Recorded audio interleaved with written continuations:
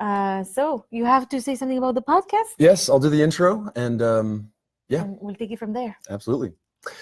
Hey, everybody. Welcome to episode 81 of the Social Media and Politics podcast, bringing you expert insights into how social media is changing the political game. I'm your host, Michael Becerra, political scientist at the University of Copenhagen. Connect with us on Twitter at SMNP Podcast or visit us on the web at socialmediaandpolitics.org. All right, y'all. Thanks so much for tuning in. I am here with Dr. Anamaria Dutceac Segesten, a frequent guest on the pod. She is an assistant professor in European Studies at Lund University and the vice chair for the Center for European Studies at Lund University. Welcome, Dr. Dutceac Segesten, once again. Thank you very much, and I'm so excited because I'm so European studies all over, So this is exactly my cup of tea. And so we have to roll and discuss these exciting results. Yes, so we are live at ICA 2019, the International Communication Association. It's our big conference every year. Right now it's in Washington, D.C. It's nighttime here, which means it's almost morning in Europe. It's 5 a.m. Europe time. So some people are about to start their day as we're about to wrap up ours with these final thoughts on the election results, which just have been published on the European Parliament website. Yeah, so we're sort of catching the results as they come in, but I think we have enough of a picture to make some statements. So this is kind of a live take of the election results, and obviously we'll be focusing on the results, implications for Europe, and then also the digital campaign, which is lines with the show's focus. So why don't we start out, I guess, with the actual results. The actual results. What is happening? We have, again, these are not final results, just to be sure that nobody will question our numbers, but we've seen several party groups going up and several going down. And most interesting, let's start with the winners of this. The Greens and the Liberal, the ALDE group, ALDE expanded group. So these are the two groups in the European Parliament that have noticed the highest increase in membership. And who are the biggest losers? That's an interesting question, I think.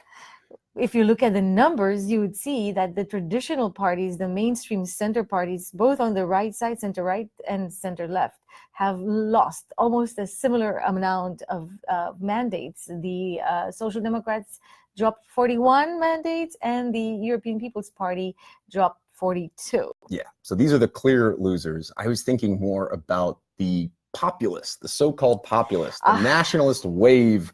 Are they losers in this election or not? I don't think they're losers, but definitely one of the things we can conclude already on the basis of these results is the misplaced fear on the part of the media, maybe of the general public, in a extreme rise of the extreme populist, nationalist, Eurosceptic wave to swipe all over the place in the European institutions. This is definitely not the case, as we're looking at right now, and not looking necessarily at party group affiliations, because this probably will change in comparison to the 2014 version of the European Parliament. The nationalist Eurosceptics, the more extreme Eurosceptics, come number 5 in the total number of seats. So definitely not, as Matteo Salvini, one of the leaders at the of this particular ideological orientation, was saying number 2 or number 3. They're actually below the expectations. Mm-hmm. Yeah, and it's something I'm sure we'll pick apart as we move through the episode, which is, I think 2014 is when we really saw this media narrative pick up around the rise of the Eurosceptics, the rise of the populists, who are in many cases the same group, but exactly. I think we both have our concerns about the use of those terms from an academic standpoint. They don't quite hold up to academic scrutiny. But I think, again, 2019, it's the media narrative, right? That's what sells. People want to hear about the populists who, I think what the 2014 election showed is that while these groups that tend to hold these Eurosceptic opinions did have more electoral success than they had in the past, they couldn't coalesce into a party group at the European level. So I remember the big story was Nigel Farage and Marine Le Pen from the UK and France respectively couldn't coalesce into a group. They couldn't put aside their differences. You had Geert Wilders from the Netherlands, the PVV, trying to put them together, basically, and they couldn't come together. And I think that tells a really interesting story about the so-called rise of populism, and the shared populist ideology could not coalesce into a party group in 2014. And I think this is the interesting story to see unfolding. One of the differences may not lie in the number of mandates, which is pretty similar as it looks right now, but in the level of unity. And that at least has been promised as a key objective of Matteo Salvini, who is one of the leaders of these ideological movements. He is the party leader for the Northern League in Italy, and there the party definitely increased their popularity. They won, right? They won with 32% of the vote in Italy, so they are the number one party. And so that is the story that emerges from that discourse. Salvini has promised to unite all the European Eurosceptics in one party group called the Europe of, I'm having it down just so that I don't... The ENF? This is the current name, but they want to change it into something even more beautifully sounding, which I have misplaced. The European Alliance of Peoples and Nations. European Alliance of Peoples and Nations is this new Eurosceptic party group that should unite not only Salvini and Marine Le Pen from France, but also AfD, the Alternative for Germany, and the Finns party in Finland, and the Danish People's Party. I will say, and some other smaller parties from Eastern Europe. The European party groups, they have some interesting names. Yeah, poetic, some of them, right? Yeah, very. Some of them are difficult to pronounce. The Nordic Green Left is not always the easiest one. And this is interesting, apropos the extremes. This election cannot be described as a rise of the extremes, because while we see kind of a stabilization on the extreme right, or the nationalist right, we don't see an increase on the left. So the more socialist, even anarchist leftists did not grow. On the contrary, they lost 14 mandates in comparison with the previous mandate. Well, don't they kind of fold into the Greens a bit? And this is the thing is, if you just look at the raw numbers by party and by country, you can see that there is maybe some growth in some countries and some decline in others. But party affiliation is the strategic choice, and there may be so that some parties that used to be on the green left can move into the mainstream Green party. Again, and these are speculations that can only continue after the election results are confirmed. I'm personally surprised at the rise of the Greens. For me, that's the most... I'm not surprised at all. I'm not surprised because we have the Greta movement, the Greta effect. The Swedish Asperger's teenager. Yeah. Well, the most important part about her is that she mobilized quite a lot of support among the youth, even those who are not even able to vote. So you can probably predict this green trend to continue, since we have 15-year-old, 16-year-old on their way into politics that are mobilized on the green agenda. And so the Greta effect definitely showed there is an interest, a political interest in the climate change. And then we had the weather. The actual weather last summer was the warmest summer in Europe, even in northern parts, in the Nordic part of the continent, in Sweden, where I come from. There were a lot of wildfires. The temperatures were in their hundreds or 30 degrees Celsius, which is unprecedented for Scandinavia. So it became a more perceived in the daily life of everyday people that this climate change is no joke. We have tornadoes, we have very extreme weather phenomena all over the continent. I think this also increased the visibility of climate change as a political issue. Yeah, you were talking about in a previous podcast on the Swedish elections how they were dropping bombs on the fires. Yeah, my God, that was the funny way to deal with it. And already this year in Sweden, in Scandinavia, I think it was in early April, there were already wildfires. very unusual, very unusual. So basically, I'm not surprised that the Greens are coming up, and it's not an even process. Also something that we need to be very clear when we discuss the pan-European trends. The Greens go super strong in Germany. They record their absolute best result in the history of the party. And I have the numbers right here. Apparently, if this is correct, 21% of the Germans supported the Greens. And that's a twice-fold increase from 2014. So that's a major success. It also goes super good for the Finnish Greens. That came number 2, like the the most popular party with 16%. So that's also pretty cool. And in France, where they became the 3rd party. So that's very nice. However, depending on how you look at it, in other settings, the Greens have not made such inroads. Mm-hmm. So it's not an evenly distributed success. Well, it's still surprising to me that people put climate as their number one issue to vote on. And I think, as you're right, we're seeing that with a younger generation. We've talked about that a bit with Generation Z, and how they may not be interested so much in the nuts and bolts of economic policy, but they do care about the use of straws. They're idealists. Yeah, they are. And I think there's another element that I think is playing up a little bit. The green success is the higher. The narrative now has a human form, because we have this activist person, Greta Thunberg, that has social media sensation. Exactly. And so it's easier to relate to somebody. It's also more articulated. Now there is a very clear agenda, and probably this is, according to me, her most important merit, the fact that through her increased visibility has formulated an agenda. We need to stop this. Mm-hmm. Everything must be done for this, and otherwise you'll be punished at the vote. I can't but think, though, I know this is European Parliament elections, but I wonder to the extent to which Alexandria Ocasio-Cortez and the Green New Deal and that sort of push, which is a very diluted form of legislation, it's just more or less a promise to do more, but that really picked up traction. You mean the Green New Deal, or the Green New Deal? Yeah.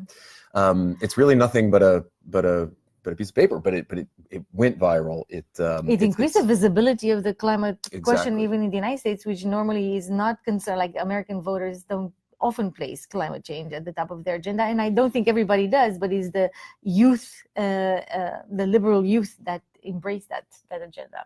And I think it's interesting. I wanted to also say, like, sensationalist in terms of the Greens, Portugal got their first ever Green MEP, and I love the name of the party. It's called Pan, like, Pan, the god Pan. Yeah, the flute player. The flute player, and it's the initials of people, animals, nature. Pan, the Pan Party. I think it's, again, apropos names and their poetic value, this one probably wins in my book. Definitely.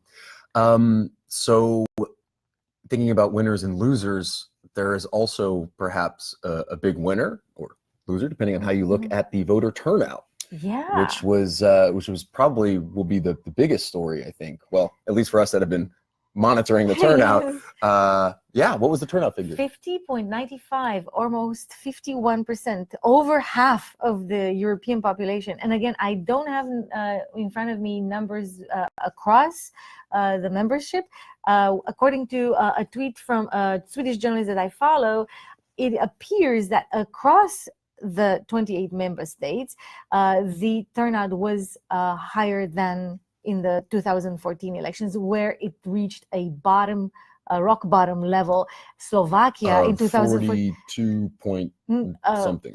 Overall 42.9, I want to say. But one country in particular had 13.4% turnout. That was Slovakia, and the Czech Republic wasn't far from that number. And it seems that even in the eastern part of the continent, there seems to be an increase in voter turnout. So even for them, there is an increased salience of the European issue. And I think this is one of the main takeaways. Again, maybe it's too early to go there. But I think we should hop right into it. And what explains that voter turnout? For me, there's two stories here. I know we're talking a little bit about them. One is the campaigning by the European Parliament and some digital initiatives that I want to dive into a bit later.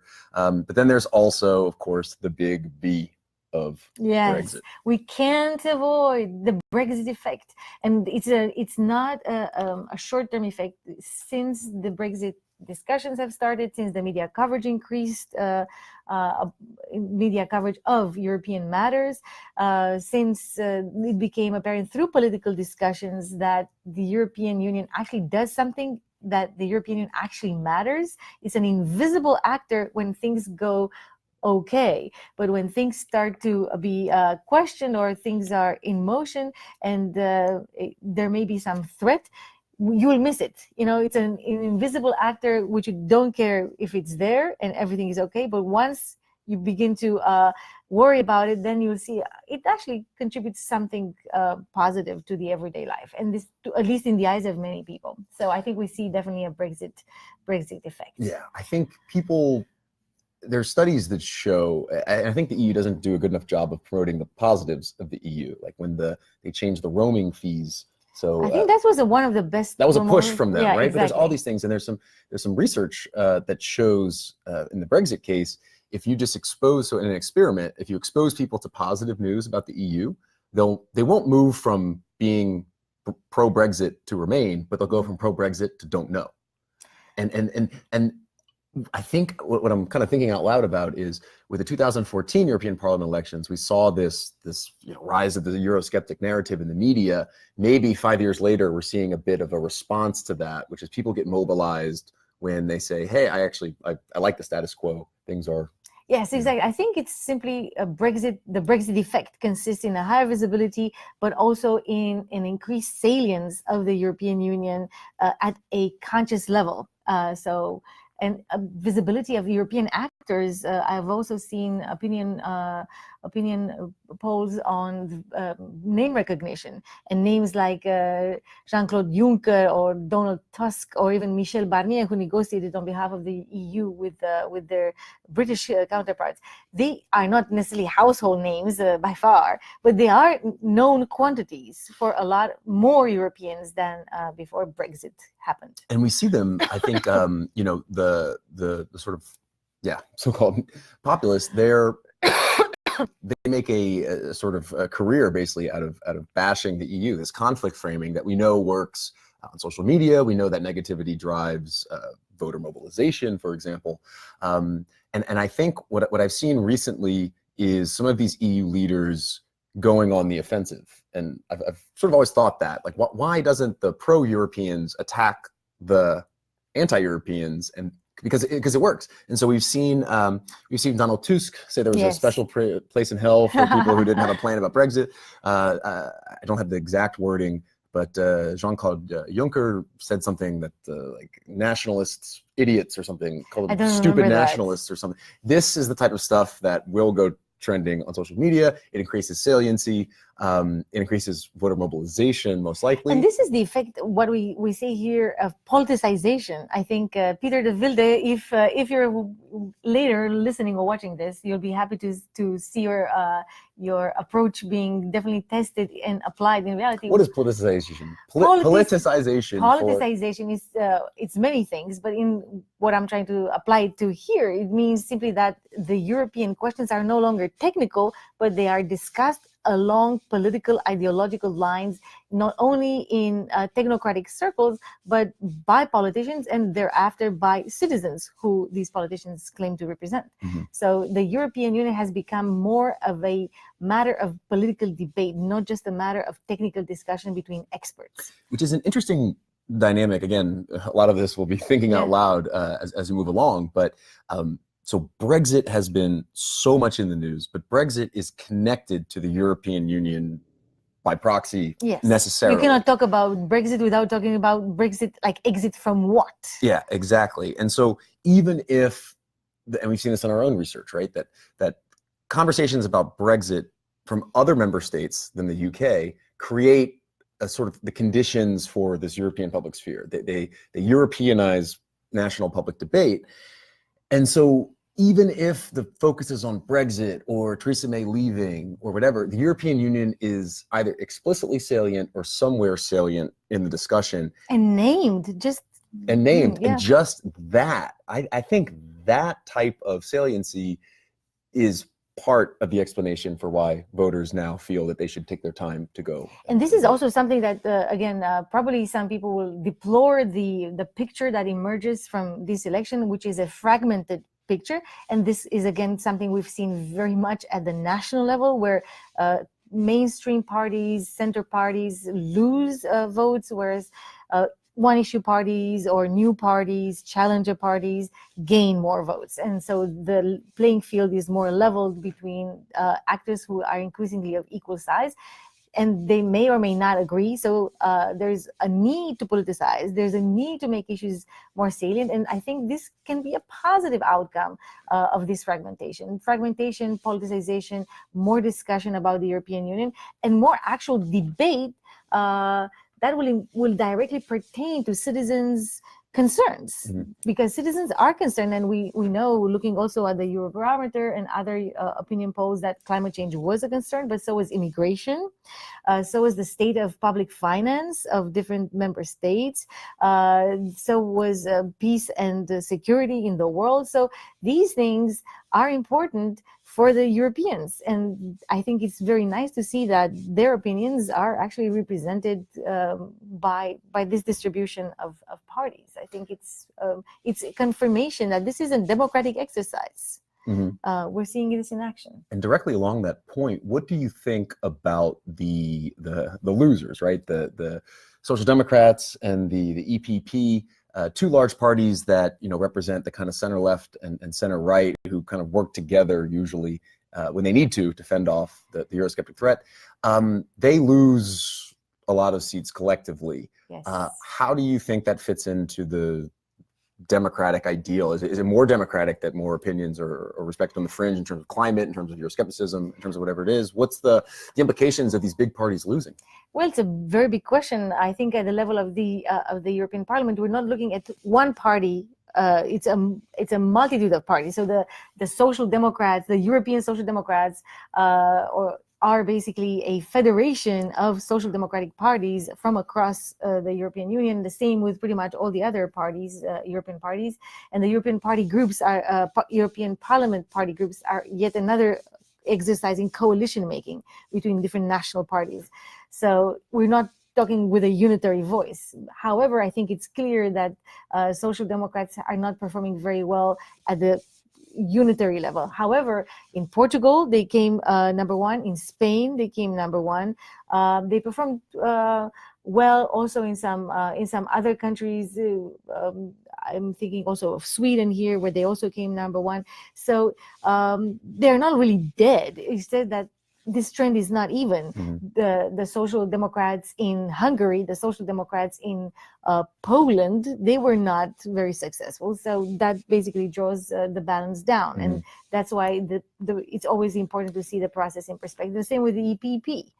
I think obviously both these major parties, mainstream parties, let's talk of them unitarily, have bled votes to their respective left and right. So a lot of the EPP voters went to the more radical far right, and a lot of the Social Democrat voters went green. And that's a classical example of what we have seen in Germany.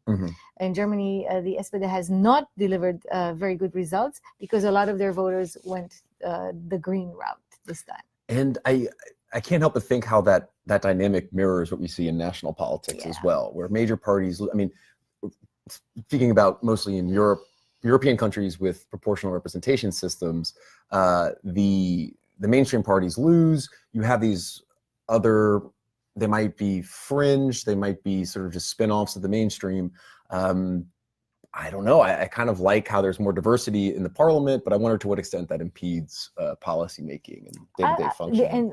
They may be so. If I mean, there's so many speculations, but if the Eurosceptics, if Salvini is really successful in creating this unitary front of the Eurosceptics, they, even though not extremely numerous, as I mentioned before, only the fifth largest, they may basically prevent the European Parliament from reaching any conclusive decision, from legislating, but even from making symbolic statements united about certain issues of concern to Europeans. And they will be like the how can I say, the stopping point in a lot of initiatives that so far managed to go on without their help, because they were so fragmented they couldn't act to prevent the other people from cooperating. And it's important in this case, it becomes more relevant because the two center parties, the Social Democrats and the European People's Party, together lost their majority. It was a weak majority. Together they had 56% in the 2014 to 2019 parliament, but now they are below 50%. Yeah. So they will be forced to collaborate with anyone. Well, I'm looking at the spectrum here. I could see the Greens aligning with the Social Democrats, but then maybe the Greens would not go along with the European People's Party on certain initiatives. I'm pretty sure this will be a very issue-by-issue situation in many cases. It's also very exciting to see what happens with the Liberal Democrats. We haven't discussed much about them. One of the major reasons why they go up with 40 seats, according to this provisional number, is because of Macron's party. Renaissance. La Renaissance, that's the name of the platform. And the proposal is to bring a renewal life into the idea of European integration. So it's a very integrationist agenda, very, very pro-European. And that aligns well with the Greens. The Greens have three issues, and climate action, of course, is number one. But civil liberties and social justice are also on the agenda, and that allows them to find common ground both on with a more further left parties, with the Social Democrats, and at least on some points with the Liberal Democrats. So it's not impossible to see this kind of more left-oriented coalition. Very interesting to see if there is this tendency, which we have seen in national politics, with the EPP associated parties collaborating with the nationalists. I don't know. They might have to with the Greens. They might have to if they want to do that, but it hasn't been very productive. Think about Tories. Yeah. I mean, this is also an extreme case because of the Brexit situation, but definitely not an easy cohabitation there on the right side of the spectrum. But I think it's interesting. I think one other conclusion that I think is important to highlight, at least in my eyes, I don't know if you agree, maybe we'll discuss this in terms of the campaign, but some of these results show to me the shy emergence of a European, let's say, political space of a European demos, as sometimes we would say, a public sphere. Europeans uniting around certain issues, also divided along the same lines, immigration versus climate change, perhaps in terms of the order of priorities. But I think we see that when we look at the results in member states, we see maybe a shy beginning, I emphasize this, of the erosion of the second order national elections.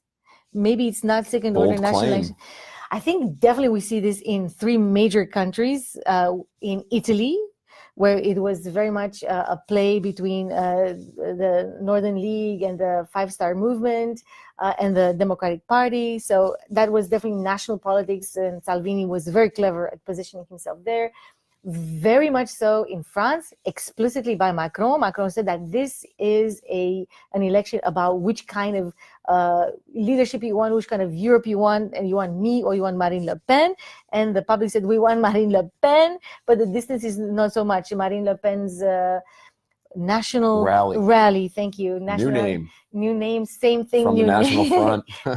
A renaissance of this extreme movement. It got 24%, and the Macron party, the La République En Marche, got 21.5 or so. So it means simply that there was not such a huge distance. The French are kind of split between them on if it's Marine or Macron that is winning. Eminem.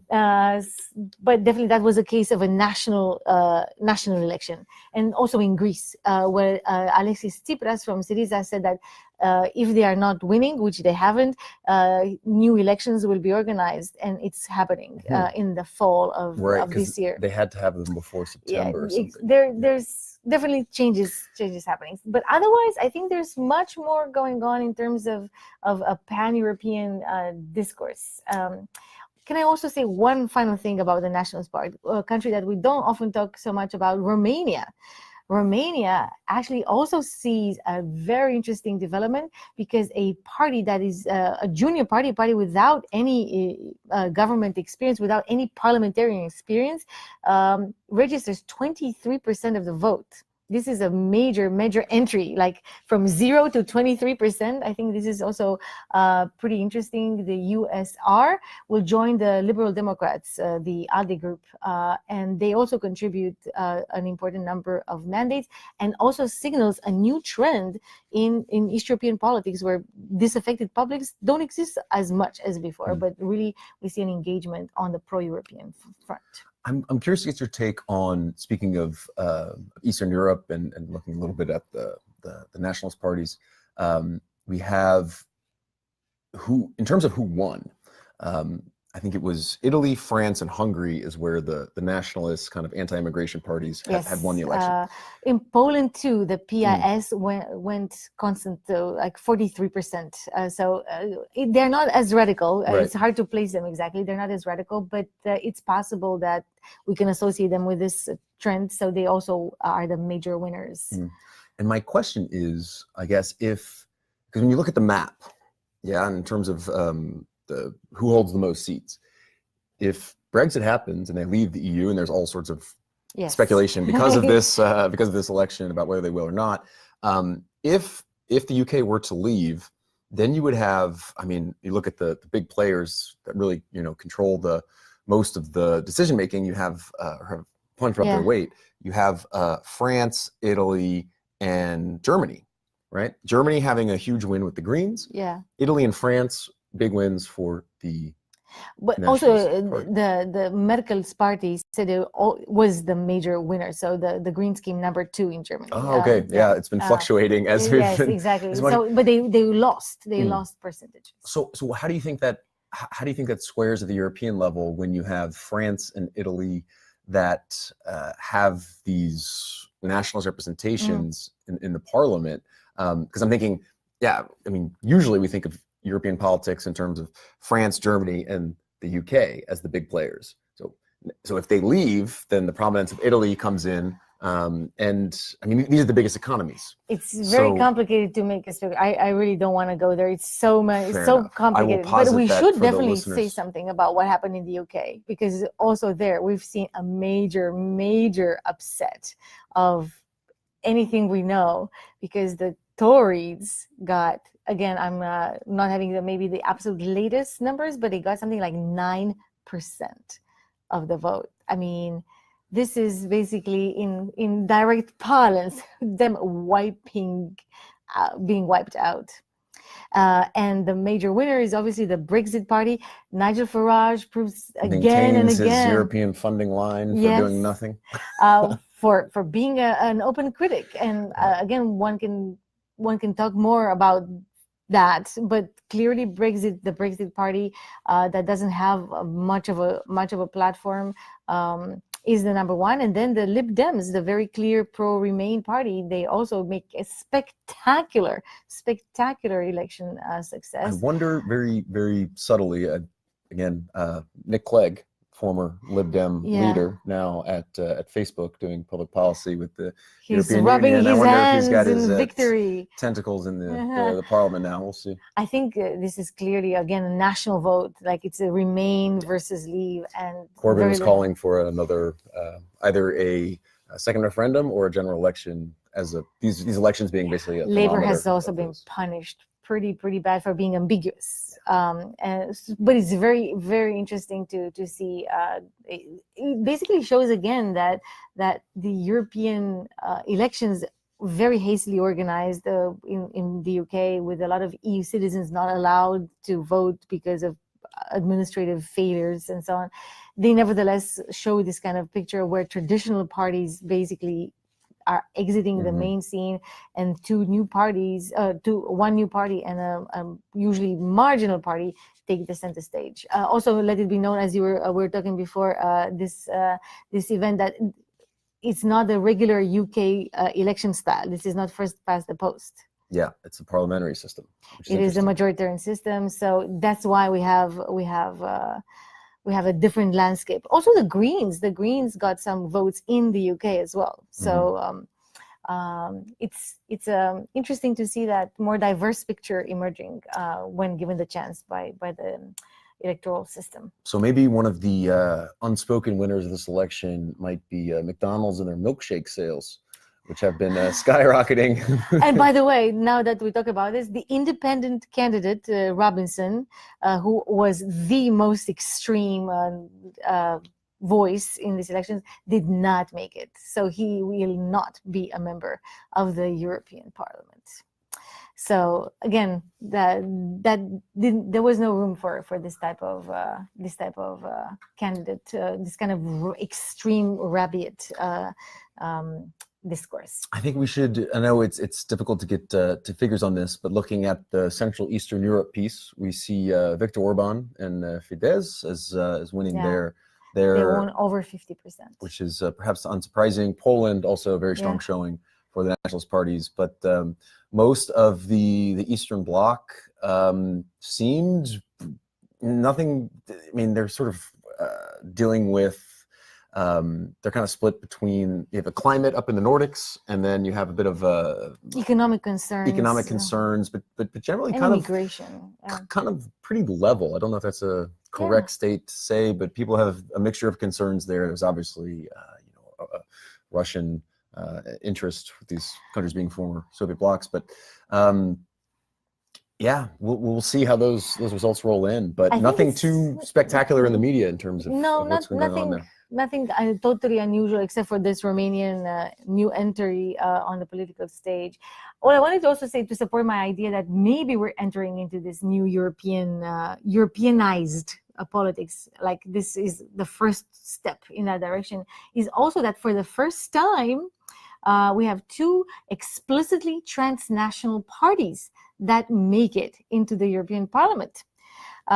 With one MEP each, so no major upsetting of balance there. But it's important at a symbolic level that we have Volt, that got one mandate in Germany, and DM, Democracy in Movement, got like one song.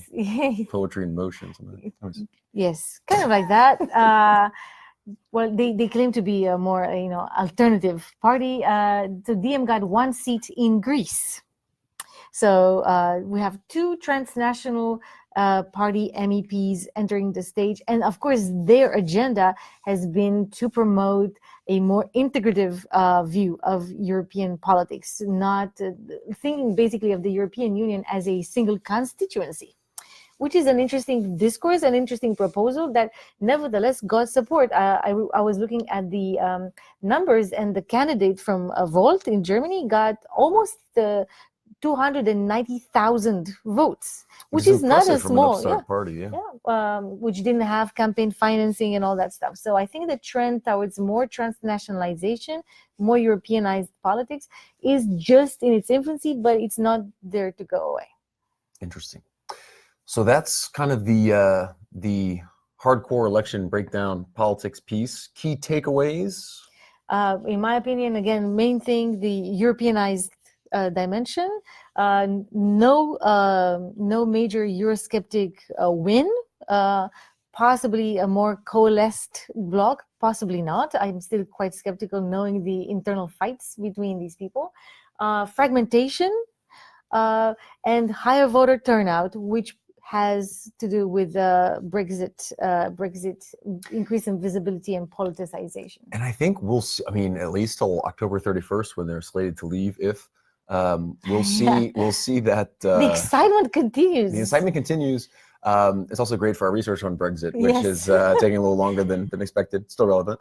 But I think that will be in the news very much. And again, because of this proxy effect it has of bringing Europe into the, I mean, I'm just by trying to look at the election results, it's dominated by what's happening in the UK. And we've also seen that. So with the climate change being a little bit of an outlier. And we've seen that in the academic literature. When you look at media mentions about Europe, they tend to involve the big three, which is Europe, the UK, France, and Germany. So the UK is sort of gobbling up a lot of the media attention because of Brexit. It will continue to do that. Europe will continue to be inserted into the public sphere. But let's see, maybe that if they leave on the 31st, there'll be some aftermath, and then it will change to something else. They'll change the number of the seats, will go down again. Yeah, which is interesting. So I was looking at that, and they're going to reallocate the seats based on those that they believe are underrepresented. Yeah, Sweden will gain one seat, apparently. Mostly rich countries get more seats. But what's interesting is they're saving. So I think there's something like 76, don't quote me on that, seats that the UK gives. I think not all of them are gone. 46 are saved for countries that might join in the future, which is interesting. Who? Well, again, we have Macedonia as a candidate country. We had Serbia, probably the most likely. I mean, again, likely and likely. This is definitely not in the near future, not even in the medium term. But Serbia, probably. Albania is a candidate country. So some of the Western Balkans are potentially. So 46 seats is a pretty good chunk to be saving for future EU countries. I mean, they were discussing to have this for transnational lists, which was a proposal that eventually got shut down. But these reserved seats were intended to be reserved for transnational lists, basically parties that can be voted by everyone for everyone, Europe as a single constituency. That idea was rejected by EPP and generally in the European Council, but the idea is not dead. So I think debates about reformulating the how can I say, the composition of the European Parliament, I think it's still going to be in 5 years' time, something we'll discuss, hopefully. I would like one. If anyone's listening who can make that happen, Yes. I'll take a seat. Yes. Well, who knows? Who knows? Everything is possible. Though, as an American, I don't know. I don't know. That's why I need someone to give me a seat. All right. Let's move into the campaigning, the digital campaigning, the social media. Interesting things. So the question I have for you, right? Geez. I have a question. Like I've been talking about the Brexit effect and the increased voter turnout, which is generalized all over the membership and so on. Do you think that the social media campaign or the general campaign, not only on social media, but also through activities offline, debates between the Spitzenkandidaten, did this have any effect on voter turnout? I would say I think that Brexit effect had the most. If I could just predict something without backing it up with any evidence, I think that Brexit effect is the most important factor. I think the European problem. We've been in these circles. We've been hearing about these initiatives as they were happening last year and starting off. I think that there was a real push this year. I think it did some innovative things. So they had the "This time I'm voting." This is the motto. This is the hashtag of the campaign. This time I'm voting, which is interesting. So I've spent a bit of time previously for my students and preparing lectures and stuff, looking at the 2014 campaign. We've also done some work on this. Did you pull the numbers on some of this time I'm voting data? That's what I'm looking away. Yes. What's interesting is that as new as some of these initiatives are, so let's talk about the new initiatives, and then we'll kind of parse out the comparisons, differences from 2014. So in terms of new things, they really put a push into launching an online presence, a website. They had some an own homepage. Yeah. I think it was a homepage. This time I'm voting. Yeah, you can access it. And there was a bunch of challenges you could unlock. Like if you got 4 friends to subscribe To to the campaign mobilize, on social media, you would get some point or stars. If you collected 12 stars, you would get I don't know, some sort of prize or I don't know. I never actually participated because I can't vote. There were things like you could create a live event. So this for me reminded me of the party. You could do a watch party. A watch party. So this reminded me very much of the 2008 Obama campaign and the Maibo site, and how you could become a little bit late, a little bit late in the game, but well done. And so it introduced that gamified element that we've talked about in the podcast. Yes. In terms of gamification is a huge civic engagement potential. And this may be, reflecting something. I'm looking at some numbers, and they are from the 13th of May, so 2 weeks before the actual elections. You can also see here that overall for the entire European Union, over 300,000 citizens have volunteered to be a part of this campaign.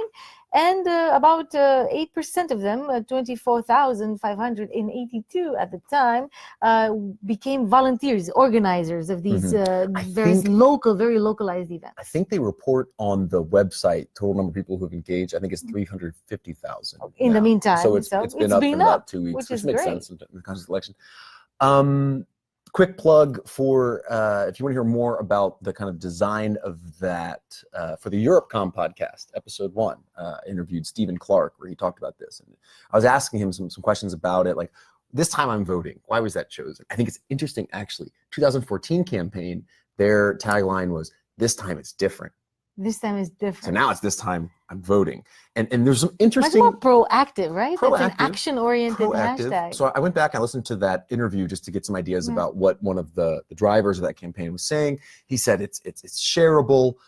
It's not based on any issue, right? This time I'm voting. You can vote even against Europe if you wanted to. And to the European Parliament's credit, they've been very clear in their promotional material that, and I think it did that very well in the 2014 video. We'll get to the 2019 video later. Yeah. I thought you have to link it later. I'll put it in the show notes. I'll put it in the show notes.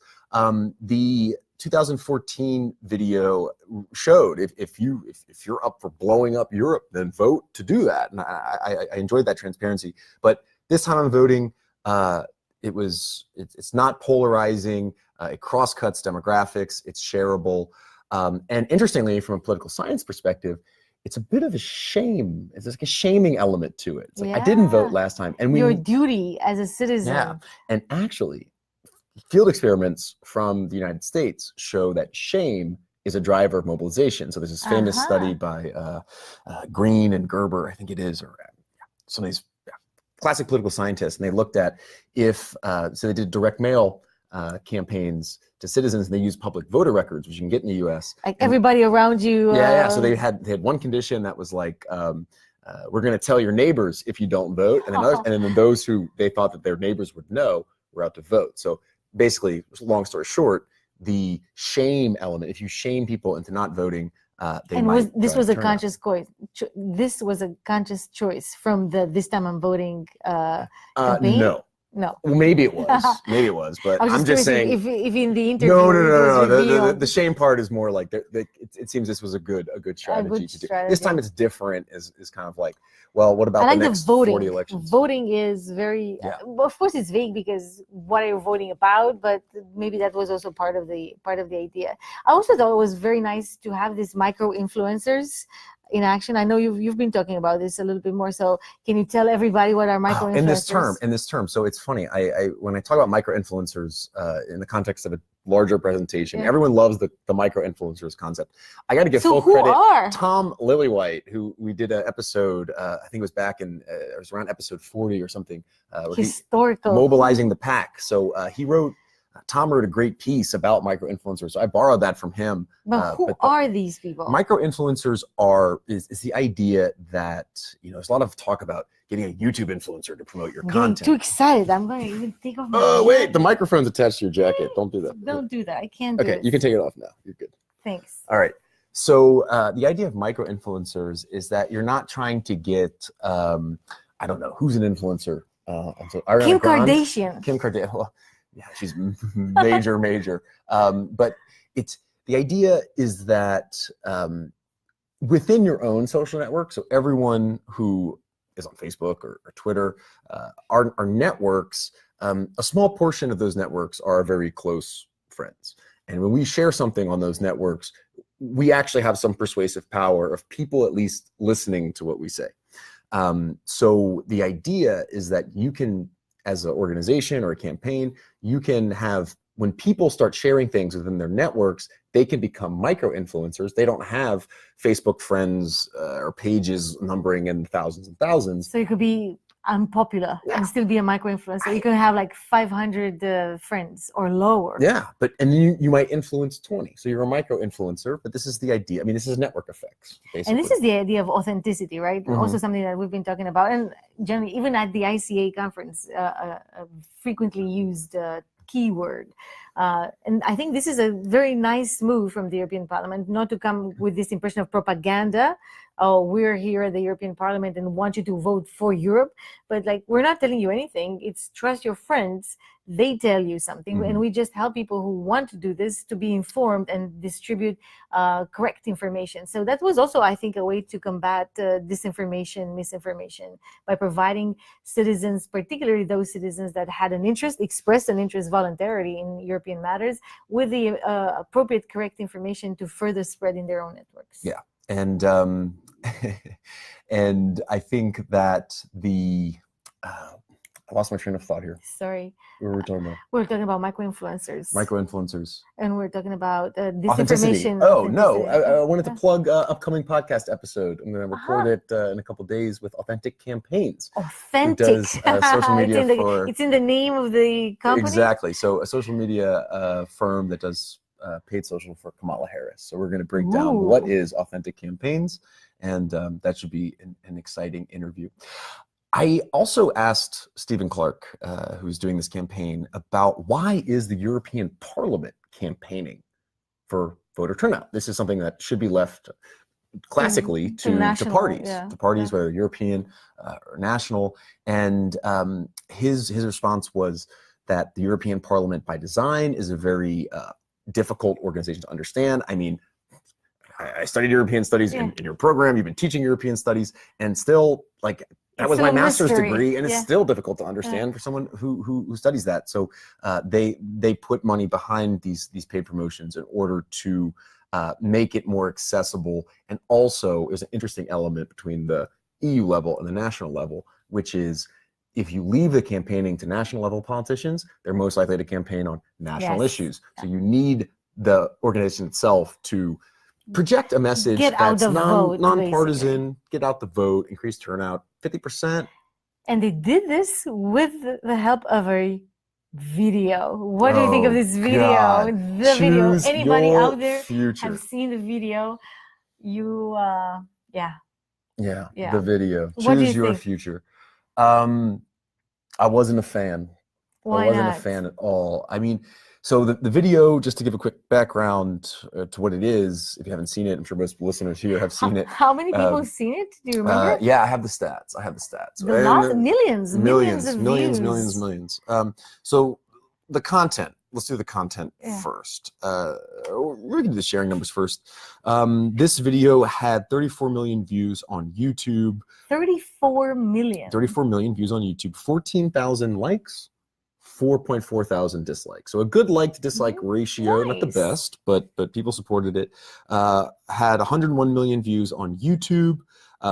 Remember those? 101 million views on Facebook. 101 million views. That's a lot. Remember their 3-second counts. So we don't have to actually watch. Once. The video itself was 3 minutes and 10 seconds. Kind of long for promotional. Too long, way too long. 125,000 shares, about 430,000 reactions. Not bad. Altogether, I think, of course, we're talking about a massive constituency here. 500 million, roughly. Well, I think with voting rights, 350 million, but still, this is a major public to reach. So 34 million, maybe not a huge amount, but it's more than what it used to be, at least, right? So if you add it together, so it comes out to be about 135 million views across the two platforms. Which can be the same person watching on and on. It's important to note that it's also been put into traditional media slots, so it's been played on television in different countries, so it's been seen by a lot of people.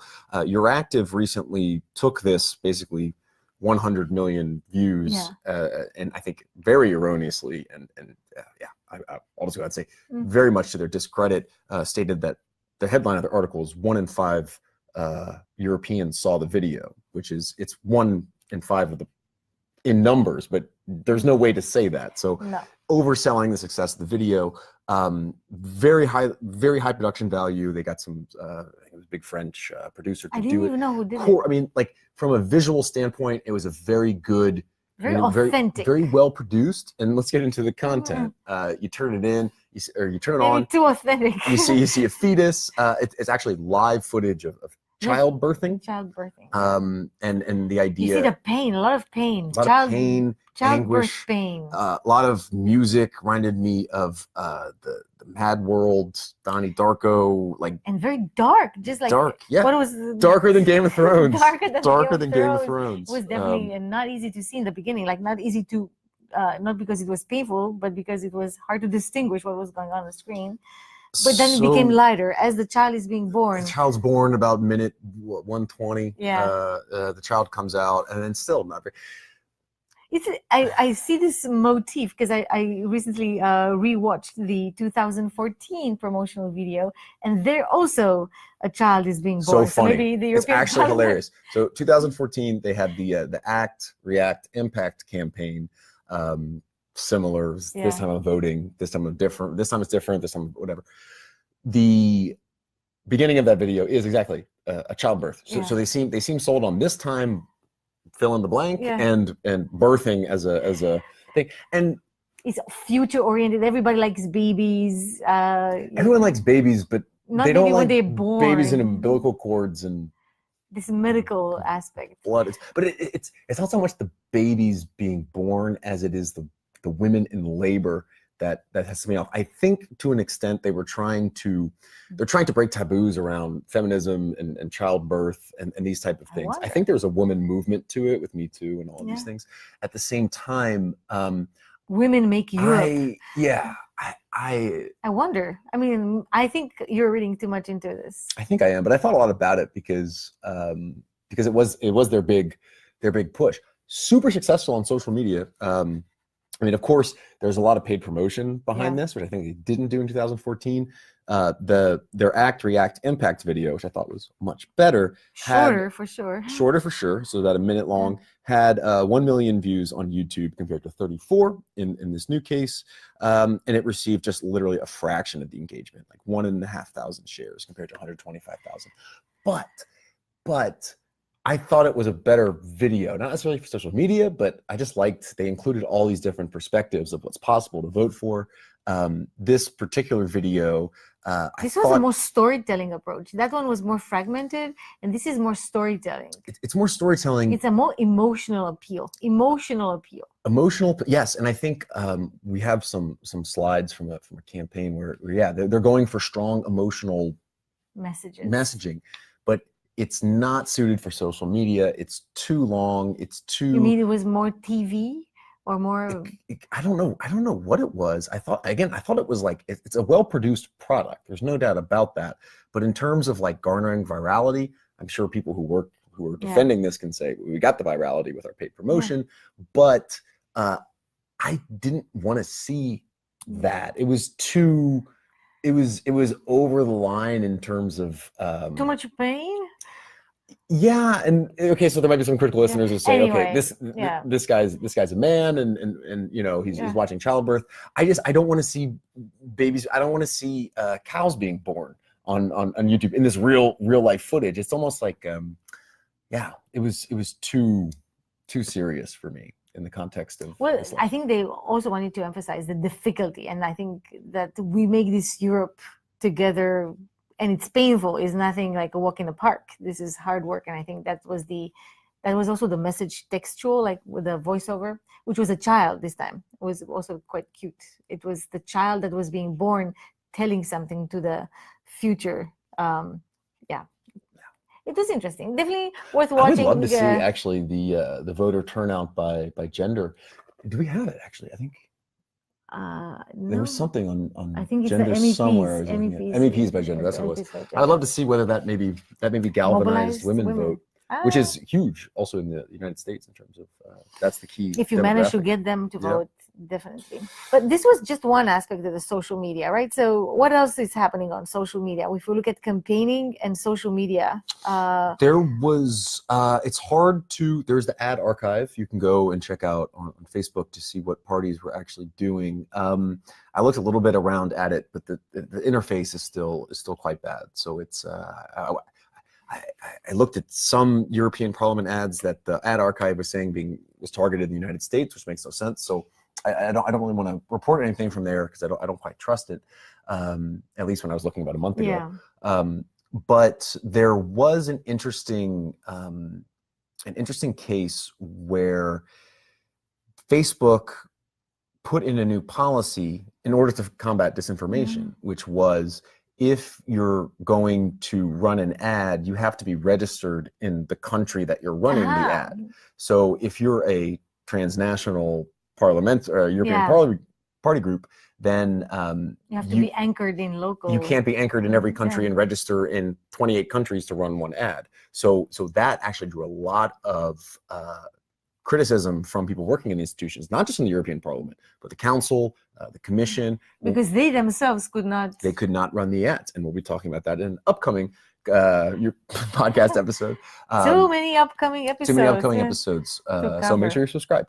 But yeah, so they complained to Facebook, and Facebook decided they would basically pause this regulation for 2 weeks in this context for the European elections. For the European elections. Still frustrated a lot of campaigners, but also civil society groups who have to have partners in different countries. So people on the ground doing like civic organization work, they were also had some difficulties with this which regulation. Promotes maybe more need for cooperation. Now, if you have to have a partner, they go out and seek a partner. Exactly. So this could be interesting what consequences they have. So there's some benefits perhaps to it, but I do know that the general Brussels bubble take is that Facebook, as a Silicon Valley company, doesn't understand the complexity and the way that EU works. Actually, I think this is without a doubt true. It could be true. I don't know where Nick Clegg is on this one, but what's interesting, I think, for me, is there's a parallel to the U.S. midterms, which is Facebook required political campaigns in the U.S. to put the paid for and do all this registering a month. We talked about it with Adam Meldrum in a recent episode, that they put these requirements in place right before an election, and it just causes scrambling. I mean, campaigns all the planning are so is already busy. done. It's done. All the messages are already created. The money's spent to a good amount, and so that was an interesting wrench, I think. So Facebook kind of backed off. They said, for the rest of the campaign, we won't require this, but in terms of future transnational ads, we'll see. And thinking just out loud about it, I mean, it's one thing if you're a European party group. It's also interesting if it depends on the size of your country, right? Yeah. If you're in I don't know, one of these former Yugoslavian countries, for example, and your countries are small, but you want to have a message that reaches a larger populace, or if you're in Denmark and you have a political ad that you also want to connect Swedes and Norwegians to, for an example. It makes integration is not easy. Yeah, exactly. Definitely. Exactly. How about Twitter? We have collected some data. We should have probably prefaced the show with that, but anyone who's still tuned in will have a sneak peek at some Twitter data on the EP elections. I think soon the Europeans are waking up, so we're basically catching the morning ride, people. Yes, but we have collected some data. And I was just trying to summarize it, but I don't have the absolute latest. Do you have the absolute latest? I have the latest numbers. So we collected via the streaming API, for those in the data science know. This is probably not the full list of all tweets. It could be a sample. It could not be. We don't know because we didn't purchase. We haven't bought the data. It was about, so we had the hashtags for the main EP 2019, EU elections 2019, and all these different national variations. And that data set in total is right at about 3 million. We started it, I think, around the beginning of May. No, beginning of March. Beginning of March? Mm-hmm. Okay. Yes.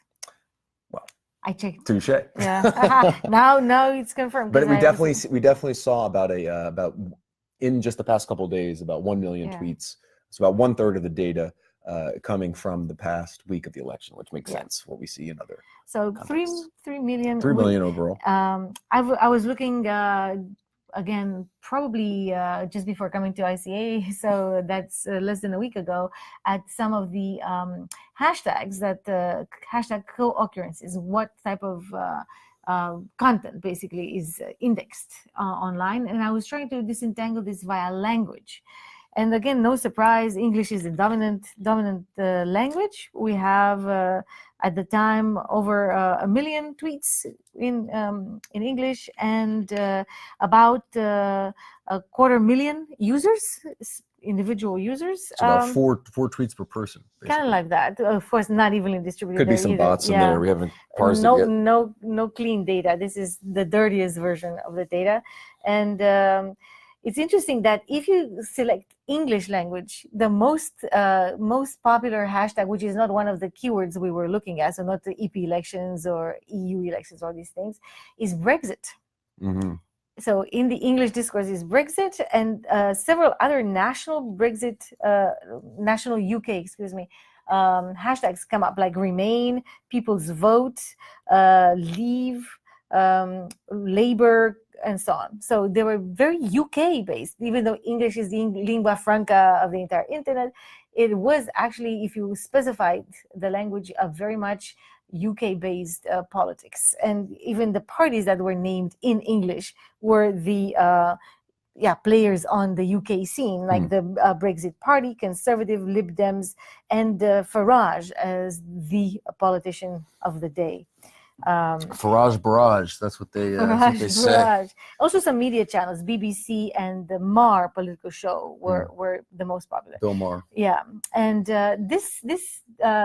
I looked at data in German, which is the next most popular. So English definitely number one, then German, Spanish, French. Interestingly, I just pulled some recent data. I don't know how reliable it is from Statista.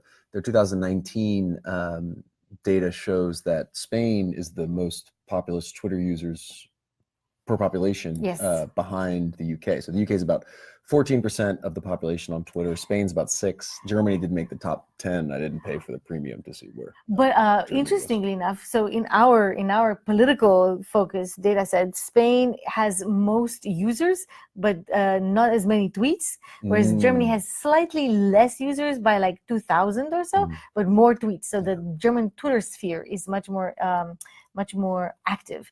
And I'm trying to pull the data. I cannot find it right now, but I remember, without giving you concrete numbers, that for Germany, Klimat was something to that extent was an important keyword, and the AfD was an important keyword, but also no to AfD. So there was remember the hashtag war. Hashtag wars were definitely going on very clearly, both in Germany and in Spain. So the most popular party in terms of the social media visibility was AfD, but not so far behind in this top ranked frequency count was the no to AfD. And again, they had the CDU, like the Merkel's party, and then niemals CDU, no more CDU. And that went for almost every party. You had the pro-party hashtag and the against party hashtag, almost one close to the other. So that was very interesting for Germany. In Spain, the most popular hashtag was connected. I didn't know what it was. It was like something very special. Again, very national based, very specific. If you were not Spanish, you didn't know what it was. And it was in fact connected to the new party Vox that campaigned for a nativist, nationalist version of Spanishness. And that was the number one hashtag within the data set, not the Vox party itself, but their name of their campaign. Which aligns with some of our research from the UK showing that it's probably these sort of nationalist, and the nationalist supporters tend to be the most active on social media. We see that across across contexts in Europe and outside. And one explanation, I think personally, we haven't validated this in academic research, but I think they tend to be older. Yeah. They tend to be retired, and they tend to have more time to. I'm trying to find exactly what was that specific keyword in Spanish, and it is España viva, España viva, like alive, Spain alive. Vamos. And that is España Viva was connected to Vox party's motto for their campaign. And I forgot to say, now that I have the data in front of me, that Germany had also a political keyword, Article 13. Absolutely. Do you know what Article 13 is? I know, and I am not surprised. And what is Article 13? Article 13 was essentially a regulation that, I think it's a regulation anyways, that basically directs platform providers, particularly YouTube is the primary thing, that they will have to essentially somewhat filter content to make sure it doesn't infringe on copyright regulations. Exactly. And that was very controversial because it was perceived by many as a form of censorship.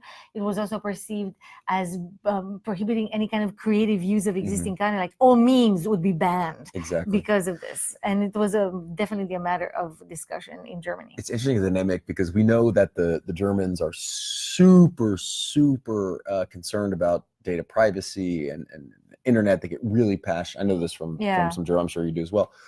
Some Germans that I know that's really an issue they really care about, and it's kind of an interesting dynamic where you have people, when you have an internet privacy or censorship law, people start coming out and tweeting about it, which is basically producing more data for the platforms. So that's interesting. It generated a lot of analysis material. We talked about a little bit about that with Bill Ottman in a previous episode, the CEO from Minds, and his take on it. So yeah, that was, I wanted to say also that I looked at Sweden because of course I'm from Sweden, so I want to know what's going on there. Very few tweets, very few tweets at the time. 8,000 tweets coming from 3,300 users. That's it, not much. And again, very nice capture looking at co-occurrence of hashtags. We had climate, migration politics, and Europe needs feminism. And which relates to the feminist initiative party in Sweden, which did quite well. No, they lost their mandate. They lost their mandate. They lost their mandate. They mobilized, but could not win enough votes, unfortunately for them. This time they were under the 4% threshold.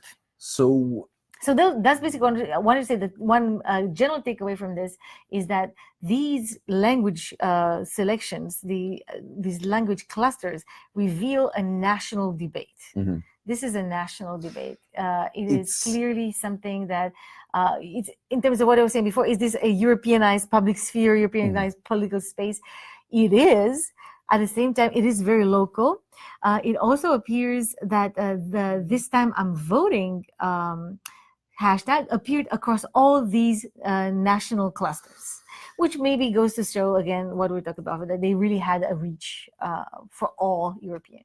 For those critical listeners who are tuning in saying, this is Twitter data, this is only Twitter, and there's not many Europeans on Twitter, let me be the first to stand behind the fact that I agree. Like, so what's interesting, I think, what you're saying is that it's a national debate. It's on Twitter. There's not many users in European countries on Twitter. So on the one hand, you could say, is it a national debate? But I think it reflects, to an extent, in a national debate, at least of those people who are typically, we know from studies, higher educated, larger social economic status, basically drivers and movers of things. With great political interests. And of course, it's a political hashtag that we collect. So Exactly. I want to hone in a bit on the hashtag. Let me just check and see if I have what it is. It was, I think, hashtag Tell Europe, which was focused on the Spitzenkandidaten debate, the potential leader debate of who will be the next Commission president. we collected, so Twitter basically put out this hashtag, or the European Parliament, but who knows, put out this hashtag. You could submit questions through that. I don't think my question was selected. But anyways, it's nice of you to actually have sent in something. I sent in something. I actually didn't watch the debates. I planned to at some point, but that was also the debate for people to do dual screening, second screening, whatever you want to call it. They could tweet about the campaign about the debate using that hashtag. That hashtag got about 8,000 tweets on the day. But it was only one day on the debate. Yeah. Which is not much, is it? It's not. If you think about, I mean, again, all of this Twitter stuff, we're going to go into it systematically, and we're going to figure out exactly what's going on. So these are overall numbers, very quick and dirty reporting. But I mean, 8,000 tweets.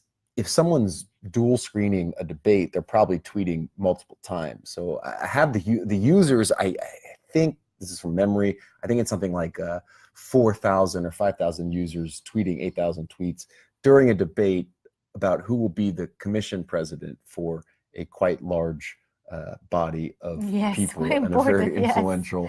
But and I haven't But watched. You see, this is a problem of the media, national, traditional media filtering. And what I'm saying, again, I'm thinking about Sweden. There's a lot of Sweden in this episode, just because I'm very, familiar with that case. There was no there was no media channel that retransmitted this debate. It was transmitted online, only in digital form, not through the television. If you sat in front of the television, you couldn't see it. And it was on the Swedish television, the public service forum. I didn't even know that channel existed.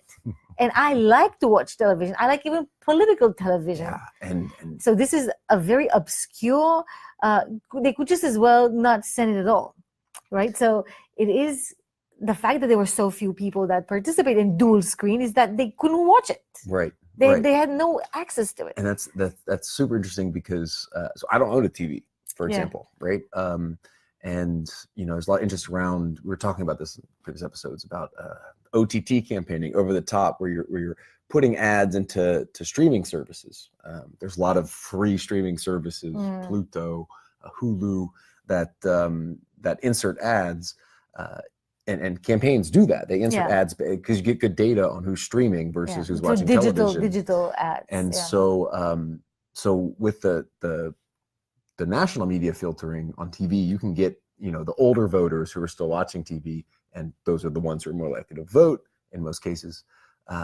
But there could have been a bigger push. But also, again, I haven't watched the debate, but from what I've seen from the commentary of people who are interested in European politics, they were unsatisfied with how the candidates answered. It's not the American model of the debate can make or break a campaign. Look at Marco Rubio, exactly. the Rubio bot.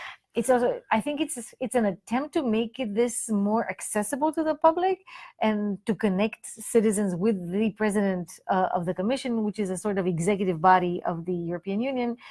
At the same time, it's not quite, because there are debates within the European Union whether the system, the Spitzenkandidat, is an okay system. The parliament wants to have it because they want to exert democratic authority over the president of the executive. But in reality, at the moment, there's a conflict with the parliament and the European Council. And we're not going to go into all the details, but I want to say just this very system is a controversial system. It's a controversial system, and I mean... the Spitzenkandidaten system.